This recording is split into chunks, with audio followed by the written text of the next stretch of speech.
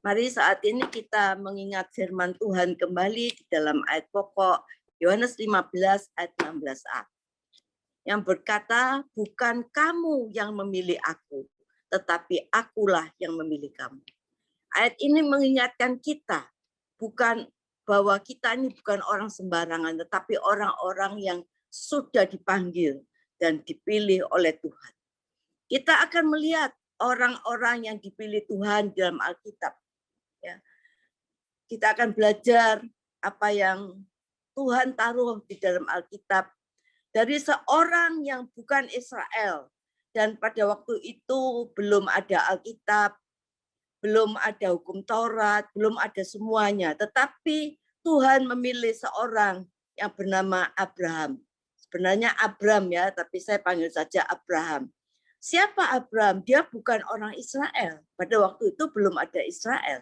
Dan mereka dikatakan Abraham dari tanah Ur, penyembah berhala, ya, yang tidak mengenal Tuhan. Tapi di sini kita lihat bahwa bukan Abraham yang cari Tuhan, tetapi Tuhan yang cari Abraham. Saya mau kita sadar kalau sampai saat ini kita hidup seperti ini, kita bisa mengenal Tuhan, kita bisa melayani Tuhan, ya, kita dipelihara oleh Tuhan, diberkati oleh Tuhan, kita memanggil Dia Bapa. Itu bukan karena kita yang cari Tuhan, tetapi Tuhan yang cari kita. Kita sebagai manusia sebenarnya kita nggak punya ide untuk cari Tuhan. Masalah persoalan ada datang dan kita mencari pertolongan. Tapi kita semua dikatakan oleh kitab Roma bahwa kita semua orang berdosa yang telah kehilangan kemuliaan Allah. Tidak seorang pun yang berakal budi dan tidak seorang pun yang mencari Allah. Dari awal kita nggak punya ide dan inisiatif sebenarnya untuk mencari Tuhan. Tapi Allah yang punya inisiatif untuk mencari kita. Luar biasa. Siapakah kita ini? Sehingga kita dipilih oleh Allah, dipanggil oleh Allah, dipilih oleh Allah. Sehingga kita boleh berkumpul bersama memuji Dia. Saudara, ini luar biasa. Yang perlu kita renungkan.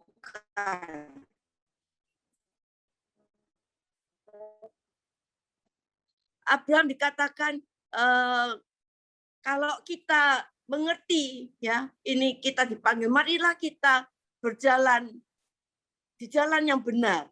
Ya, kadang-kadang kita ada melakukan sesuatu yang salah, yang membuat kita ayo kita membuat jalan kita kembali ke jalan yang benar. Kita bersekutu dengan Allah. Saudara, kalau kita tidak bersekutu dengan Tuhan, kita tidak melekat dengan Tuhan, maka emosi kita ini akan dipermainkan oleh iblis. Dan tipuan-tipuan akhirnya kita akan menyerah dan kita akan berkata, buat apa ikut Tuhan? Kalau kita kurang melekat dengan Tuhan, maka ada emosi kita yang ditipu oleh iblis. Ada kehendak kita yang ditipu oleh iblis. Kita lihat saja Salomo. Orang yang punya hikmat, yang sebenarnya mengenal Tuhan, dipilih oleh Tuhan. Tetapi dia tidak melekat pada Tuhan. Dia masih menginginkan kedagingannya. Sampai akhirnya dia kehilangan semuanya yang Tuhan berikan pada dia.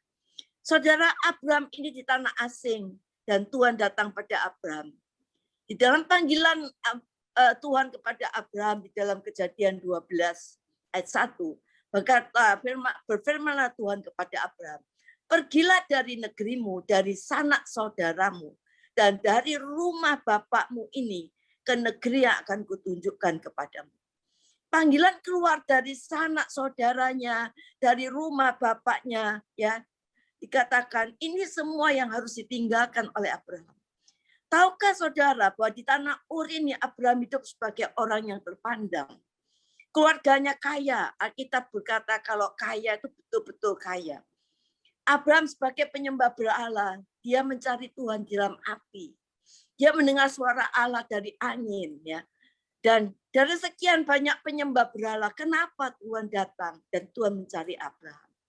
Abraham dipilih dari sekian banyak saudaranya dan mesti mendapatkan sesuatu dari Allah. Dan nanti lewat Abraham, semua manusia di muka bumi ini mendapatkan berkat. Itu janjinya Tuhan. Panggilan ini saudara sebenarnya nggak gampang bagi Abraham. Nah, harus tinggalkan rumah bapaknya yang kaya, dan ikut Bapa yang lebih kaya. Allah ingin ada suatu perjalanan pengalaman pribadi dan sekolah Abraham bersama Tuhan. Saudara, begitu juga dengan kita, dengan Tuhan. Kekristenan kita bukanlah suatu agama, tetapi kekristenan kita ini adalah satu perjumpaan dan pengalaman pribadi kita dengan Tuhan. Tuhan yang mana yang kita ceritakan kalau kita tidak punya hubungan pribadi dengan Tuhan? Tuhan yang mana yang kita bisa ceritakan kepada orang? Kalau kita tidak punya hubungan yang intim dengan Tuhan, Tuhan yang mana yang mau kita ceritakan kepada orang? Yang kedua dikatakan bahwa aku akan membuat engkau menjadi bangsa yang besar dan memberkati engkau dan membuat namamu masyhur dan engkau akan menjadi berkat. Ini janji panggilan yang kedua. Aku akan menjadikan kamu bangsa yang besar. Ninggalin papanya yang kaya dan aku akan membuat kamu lebih kaya dan membuat namamu masyhur dan engkau akan menjadi berkat. Saudara, salahkah kalau kita setelah dipanggil Tuhan, setelah kita dipilih oleh Tuhan dari sekian banyak orang, kita menjadi terkenal, saudara, seperti umpamanya Pastor Yongki yang terkenal sebagai pemimpin rohani, Bapak rohani di New York, gereja BMC, ya, di kota New York, City Never Die. Pernahkah terpikirkan sebelumnya bahwa itu akan terjadi? Dan akan menjadi berkat bukan saja di orang-orang di Amerika, tetapi walaupun di Amerika tetap menjadi berkat bagi orang-orang Indonesia. Saudara, itu salahkah? Itu sama sekali tidak salah. Itu janji Tuhan bahwa aku akan membuat namamu masyhur dan engkau akan menjadi berkat. Yang ketiga dikatakan, aku akan memberkati orang-orang yang memberkati engkau dan mengutuk orang yang mengutuk engkau. Dan olehmu semua kaum di muka bumi ini menjadi berkat. Saudara, kalau orang baik sama kita, Tuhan akan baik sama dia. Tapi kalau orang mengutuk engkau, maka Tuhan akan mengutuk orang tersebut. Ini pembelaan Tuhan yang luar biasa. Naungan Tuhan yang luar biasa terhadap hidup kita. Jangan pernah takut kalau saudara disakiti hati. Jangan pernah takut kalau saudara dikutuki. Karena kita punya pembela yang luar biasa, yaitu Tuhan Yesus Kristus. Tapi kenapa masih ada hidup anak-anak Tuhan yang ada di bawah kutuk, di bawah kutuk, di bawah kutuk, dan akhirnya bilang, oh itu sudah salib. Saudara, ayo kita mulai belajar ya. Dikatakan yang keempat, lalu pergilah Abraham seperti difirmankan Tuhan kepadanya, dan Lot pun ikut bersama-sama dengan dia. Abraham berumur 75 tahun ketika ia berangkat dari Haran.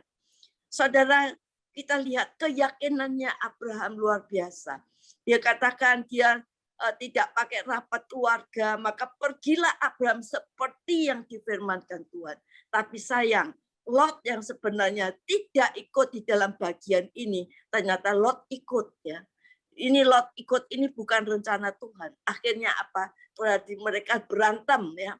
Karena apa? Karena Lot tidak ada dalam rencana Tuhan. Tuhan mau Abraham dulu yang berubah.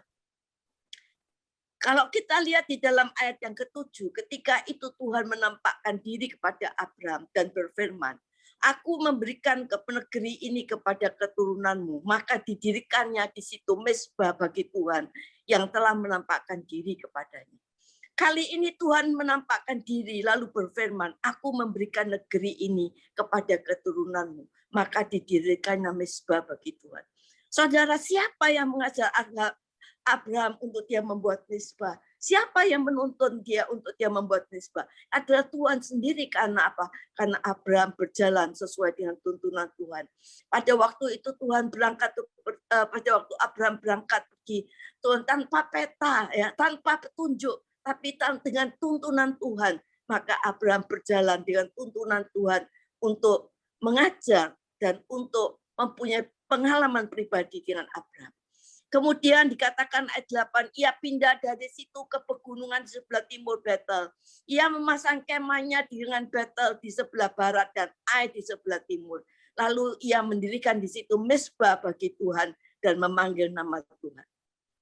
Sesudah itu Abraham berangkat dan makin jauh ia berjalan ke tanah Negeb. Saudara, waktu Tuhan panggil dia keluar, ya, saya katakan tadi bahwa tidak ada petunjuk peta, tidak ada petunjuk apa-apa, saudara. Cuma keluar sesuai dengan kehendaknya Tuhan.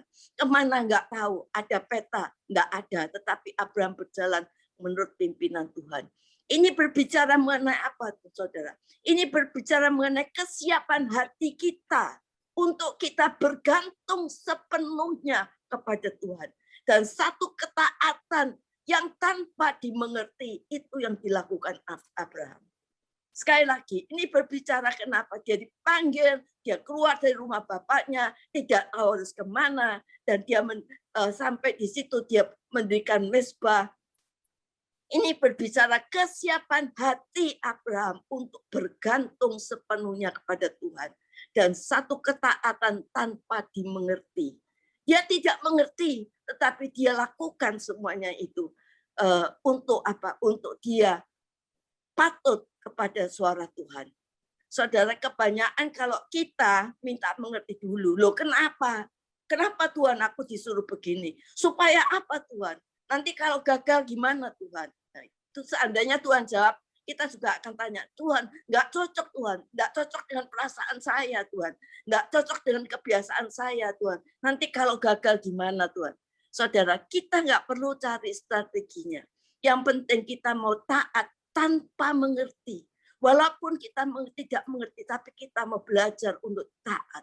Kamu jalani ini maksudnya panggilan Abraham. Olehnya semua bangsa diberkati. Saudara, untuk taat tidak mengerti ini tidak mudah. Saya punya pengalaman pribadi bagaimana satu saat waktu rumah tangga saya dalam keadaan berantakan, saudara. Tuhan berkata pada saya, kamu pergi ke Jakarta. Saya tidak tahu untuk mencari suami saya. Saya tidak tahu di mana suami saya berada. Tapi Tuhan mengatakan, kamu berangkat. Saudara saya, ibu saya mengatakan, tidak usah pergi. Buat apa? Apa yang kamu cari? Tidak perlu. Saudara, tetapi Tuhan mengatakan, kamu berangkat. Saya berangkat kemana Tuhan? Tidak tahu harus kemana. Saya cari suami saya di Jakarta. Saudara, Jakarta itu bukan kota kecil, kota besar. Tapi waktu itu, setelah saya beli tiket sampai di airport, saya bertemu dengan keponakan suami saya, saudara-saudara sepupu suami saya. Dan akhirnya dia bilang, loh kamu ke Jakarta tinggal di mana? Saya enggak tahu tinggal di mana, tinggal di rumahku saja di Kelapa Gading. Aku dengarnya suamimu tuh di Kelapa Gading. Saya tambah enggak tahu. Oh masa ya? Iya. Ayo nanti kita cari, saudara. Pada waktu itu, besoknya saya mencari suami saya. Kota Jakarta yang besar, Kelapa Gading yang besar. Tapi atas pimpinan Tuhan yang saya tidak mengerti, saya lakukan.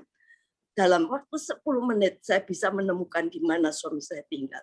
Dan pada waktu itu juga, saya bisa membawa suami saya kabur untuk pulang ke Surabaya. Segala kemuliaan bagi nama Tuhan. Saudara, dan bayangkan saudara, Abraham datang di negeri yang baru sebagai orang asing.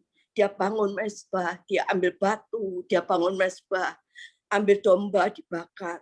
Pasti orang lihat siapa ini?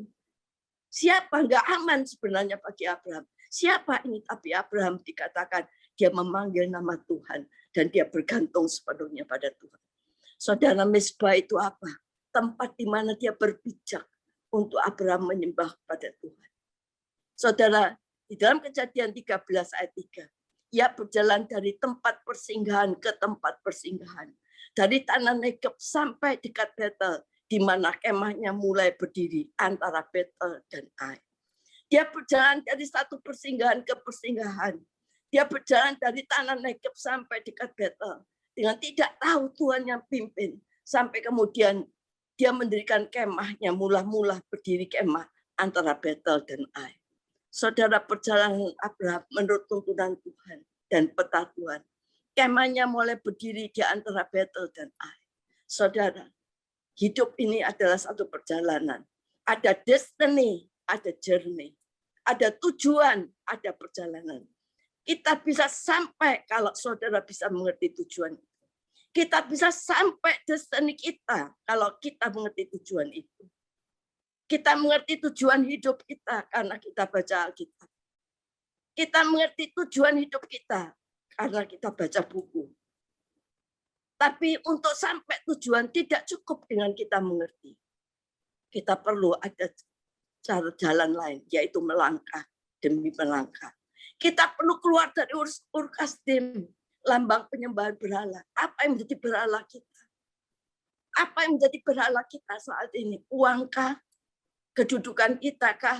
Apa yang menjadi berhala kita? Kita perlu keluar. Kita perlu keluar dari Mesir, lambang kedagingan. Sifat-sifat kedagingan kita, amarah, emosi, ya, yang tidak bisa mengampuni, ya. Perlu ketaatan, saudara. Kita perlu ada langkah-langkah yang kita harus keluar dari itu. Saudara, Abraham membangun kemah antara Betel dan Ai. Betel ini artinya house of God, rumah Allah. Ai ini artinya tumpukan batu. Dan Abraham bukan membangun kemah di Betel, tetapi antara Betel dan Ai. Dan dalam perjalanan hidup kita ini, seperti perjalanan antara Betel dan Ai. Betel ini adalah rumah Allah. Tuhan mau kita bukan sampai hanya di Ai. Tuhan juga tidak mau kita cuma di antara Betel dan Ai. Tapi Tuhan mau kita menjadi gerejanya Tuhan. Tuhan mau kita menjadi rumahnya Allah, di mana Allah diam ditinggal di dalam kita.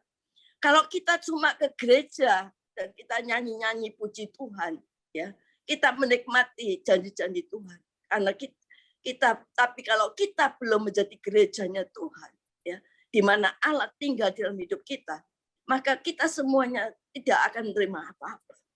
Ya, kita kadang-kadang jatuh bangun. Kita berjalan dari satu kutub kepada kutub yang lain. Karena kita masih ada di tumpukan batu, di Ai. Ya, kadang-kadang kita ada di tumpukan batu, yaitu di Ai.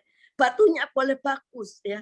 Kelihatannya kekristenan kita bagus, hias bagus, minggu dengan baju yang bagus, pergi ke gereja dengan bagus, menyembah Tuhan dengan bagus. Tapi kita belum tinggal sebagai Betel atau rumah Allah. Sebab kita bukan menjadi gerejanya Tuhan, kadang kita masih di Ai. Sehingga kadang-kadang kita masih gengsi dan hidup kita kadang-kadang bisa mempermalukan. Saudara, kalau kita belum jadi Betel, saudara, maka Allah tidak kerasan untuk tinggal dalam hidup kita. Saudara, perjalanan hidup kita ini hanya berupa satu garis kecil. Ya. Di batu nisan nanti umpama ditulis 1900 lahirnya, meninggalnya 1970. Satu garis kecil yang ditulis itu.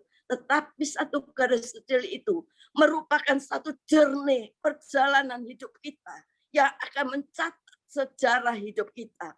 Apakah kita sudah mencapai destiny, tujuan hidup kita menjadi berkat, teladan, ya, panutan bagi keluarga dan bagi banyak orang. Dalam satu perjalanan Abraham ketemu dengan Tuhan. Tapi dalam perjalanan itu belum selesai. Abraham masih ada di antara Betel dan di Ai. Makanya kita hidup dari masalah kepada masalah. Karena kita masih ada di antara Betel dan Ai. Dalam perjalanan dengan Tuhan, masih kita bisa salah, ya. Kita lihat Abraham masih bisa membuat salah. Di dalam Kejadian 12 ayat 16. Firaun menyambut Abraham dengan baik-baik. Karena ia mengingini perempuan itu, yaitu istrinya Sarah. Dan Abraham mendapatkan kambing, domba, lembu, sapi, keledai jantan, budak laki-laki, budak perempuan, keledai betina, dan unta. Saudara. Firaun ini raja kafir. Dia sambut Abraham dengan baik. Karena dia mengingini Sarah, perempuan ini, istrinya. Walaupun saat itu Abraham itu umur 75. Sarah beda 10 tahun, jadi kira-kira 65. Tetapi Firaun tetap mengingini Sarah pada waktu itu. Dan Abraham dapat kekayaan, yaitu mendapatkan kambing, domba, lembu, sapi, keledai jantan, keledai betina, unta, dan lain-lain, saudara. Ini 4.000 tahun lalu merupakan satu kendaraan yang mewah. 4.000 tahun yang lalu, binatang-binatang ini merupakan satu kendaraan mewah. Mungkin sekarang itu Alphard, Mercy, BMW, ya, BMW, dan mendadak Abraham jadi kaya, tapi karena dia menipu bahwa Sarah itu adalah saudaranya. Apa yang terjadi? Keponakannya juga menjadi kaya. Akhirnya apa terjadi? Terjadi keributan, masalah besar. Dan benar-benar saudara, nggak main, mereka benar-benar kaya. Sampai di dalam Kejadian 13 ke ayat 6, bahwa negeri itu tidak cukup luas bagi mereka untuk bisa tinggal bersama-sama. Sebab harta milik mereka amat banyak, sehingga mereka tidak bisa diam bersama-sama. Saudara, awas, iblis bisa kasih kamu kekayaan. Iblis bisa kasih kamu kekayaan yang besar, asal kamu binasa. Iblis bisa nyesel, enggak akan nyesel kasih kamu apa saja, asal kamu ikut dia. Saudara, oleh karena itu kita harus sungguh-sungguh menjadi rumahnya Tuhan. Battle ya, bukan di air. Saudara, di situ dikatakan masih bisa berkelahi. Begitu mereka berpisah, Abraham mulai sadar bagaimana Tuhan ajar sampai Abraham sadar, saudara. Dikatakan bahwa Lot boleh memilih tempat yang baik. Saudara, dan akhirnya Lot memilih mana yang terbaik menurut matanya. Lembah Yordan yang terbaik, semua dibeli oleh Lot. Di sini ketetapan hati luar biasa. Abraham tahu kalau dia berbuat salah. Dan dalam Kejadian 13:14, setelah Lot berpisah dari Abraham, berfirmanlah Tuhan kepada Abraham, pandanglah sekelilingmu, dan lihatlah dari tempatnya engkau berdiri itu ke timur dan barat, utara dan selatan. Sebab seluruh negeri yang kau lihat itu akan kuberikan kepadamu dan kepada keturunanmu untuk selama-lamanya. Saudara, kalau Tuhan memberi, saudara, Tuhan memberikan tempat itu, tempat yang sempat, apa yang bisa kamu lihat, itu akan menjadi milikmu untuk keturunanmu selama-lamanya. Tuhan tidak pernah memberi kontrak. Tuhan tidak memberikan kontrak, tapi Tuhan memberikan satu janji kepada keturunan kita untuk selama-lamanya. Bukan kontrak, tapi milik pribadi Abraham pada waktu itu. Saudara, ikut Tuhan itu Tuhan yang kita adalah Tuhan yang besar. Sejauh Abraham bisa lihat, itu menjadi punyamu. Mari kita jadi pengusaha yang kita mempunyai mata profetik seperti Abraham. Mari kita bekerja, kita punya mata pakai mata profetik. Kita melayani Tuhan dengan mata profetik, dengan janji Tuhan yang luar biasa. Bukan kita melayani Tuhan yang biasa-biasa. Kalau kita melayani Tuhan yang biasa-biasa, buat apa semuanya? Kita melayani Tuhan yang luar biasa. Kejadian 13:6 berkata, dan aku akan menjadikan keturunanmu seperti debu tanah banyaknya. Sehingga jika seandainya ada yang dapat menghitung debu tanah, keturunanmu pun akan dapat dihitung juga. Lalu Abraham sampai di tempat namanya Hebron. Di sana Tuhan memberikan kekayaan kepada dia. Siapa Abraham? Dia sahabat Allah. Dia mendapat satu jabatan, yaitu sahabat Allah. Jabatan tertinggi kita bukan duduk di gedung putih, tapi jabatan tertinggi kita kalau kita menjadi sahabatnya Allah. Saudara, mari rumah rohani kita bangun ya. Kita perlu bangun rumah rohani ini menjadi battle, rumahnya Allah di mana Allah tinggal. Saudara, cerita ini dikatakan Abraham muncul ya. Setelah Abraham muncul ini baru terjadi adanya orang-orang Israel, karena orang-orang Israel itu lahir dari Abraham. Saudara, ratusan tahun kemudian Israel keluar dari tanah Mesir, sempat jadi budak 400 tahun lebih. Tapi Tuhan ingat perjanjiannya dengan Abraham, karena itu Tuhan bawa mereka keluar dari Mesir. Di satu bukit yang bernama Horeb, di situ ada satu bangsa Israel yang menjadi besar. Dan kemuliaan Tuhan dinyatakan. Tuhan berkata kepada Musa, tempat ini, bangunlah tempat kudus bagiku, supaya aku diam di antara kamu. Kalau ada orang yang tanya, adakah kuasa yang sanggup melakukan yang tidak mungkin jadi mungkin? Saudara, kalau kita tidak mengalami, kita tidak bisa berkata. Tapi kalau kita sebagai gereja Tuhan, kita tahu siapa Tuhan. Kita mendapatkan pengalaman pribadi dengan Tuhan. Kalau ada orang tanya, pernahkah betulkah Tuhanmu itu sanggup melakukan yang tidak mungkin jadi mungkin? Kita bisa berkata, betul, tidak ada Allah lain. Di bawah kolong langit ini cuma ada satu nama yang olehnya kita bisa selamatkan, yaitu nama Yesus Kristus Tuhan. Saudara, jangan cuma sebagai batu. 2 kali Tuhan panggil Petrus di atas batu karang. Dia katakan, aku akan mendirikan jemaatku dan alam maut tidak akan menguasainya. Kepadamu aku akan berikan kunci kerajaan surga. Apa yang kau ikat di bumi, terikat di surga. Dan apa yang kau lepaskan di bumi, dilepaskan di dunia ini, akan terlepas di surga. Kamu akan bangun gereja, kuberikan kunci kerajaan Allah. Gereja yang punya kunci kerajaan Allah adalah gereja yang sudah dewasa. Kalau kekristenan kita sudah dewasa, Allah tinggal dalam hidup kita. Kita diberikan akses kunci, saudara. Kita enggak usah merengek-rengek, kita enggak usah menangis-nangis, kita enggak usah merengek-rengek. Karena kita punya akses apa yang kita lepaskan di bumi, terlepas di surga. Saudara, ratusan tahun kemudian Abraham sudah mati. Tetapi keturunannya mengalami apa? Yakub cucunya Abraham. Tidur satu hari di dalam Kejadian 28. Tidur satu hari di tempat di mana dia bermalam. Dengan mengambil batu sebagai tempat dia alas kepalanya. Dan di situ maka bermimpilah ia, di bumi itu didirikan sebuah tangga ujungnya sampai langit, dan malaikat Allah turun naik di tempat itu. Tuhan berkata di sampingnya, akulah Tuhan, Allah Abraham, nenekmu, ya, engkongmu ini dikatakannya, ini opamu, ya, tempat akulah Allah opamu, ya. Umpamanya sekarang itu bahasanya Allah Ishak, tanah tempat engkau berbaring ini akan kuberikan kepadamu dan kepada keturunanmu. Keturunanmu akan menjadi seperti debu tanah banyaknya, dan engkau akan mengembang ke sebelah timur, barat, utara, selatan, dan olehmu semua keturunan di muka bumi akan menjadi berkat. Sesungguhnya aku akan menyertai engkau, melindungi engkau, dan engkau akan bawa kembali, dan aku tidak akan meninggalkan engkau, tapi melakukan apa yang sudah aku pernah janjikan. Saudara, ketika Yakub bangun dari tidurnya, berkatalah ia, sesungguhnya Tuhan ada di tempat ini dan aku tidak mengetahuinya.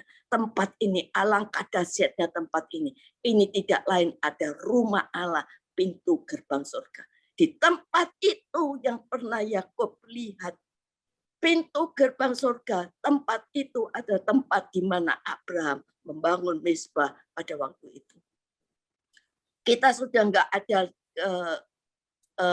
mengalami bermacam-macam masalah, tapi percayalah bahwa keturunan kita akan terus mengalami. Mungkin kita sudah tidak ada, tetapi keturunan kita akan terus mengalami janji-janji Tuhan. Kalau kita betul-betul hidup sebagai rumah Tuhan, gereja Tuhan, di mana Allah tinggal. Bangun iman kita, bangun battle dalam rumahmu, tinggalkan air. Dan saya tutup dengan meyakinkan Bapak Ibu semua, dalam Yesaya 61 ayat 9. Keturunanmu akan terkenal di antara bangsa-bangsa, dan anak cucumu di tengah-tengah suku bangsa. Sehingga semua orang yang melihat mereka akan mengakui bahwa mereka adalah keturunan yang diberkati Tuhan. Amin.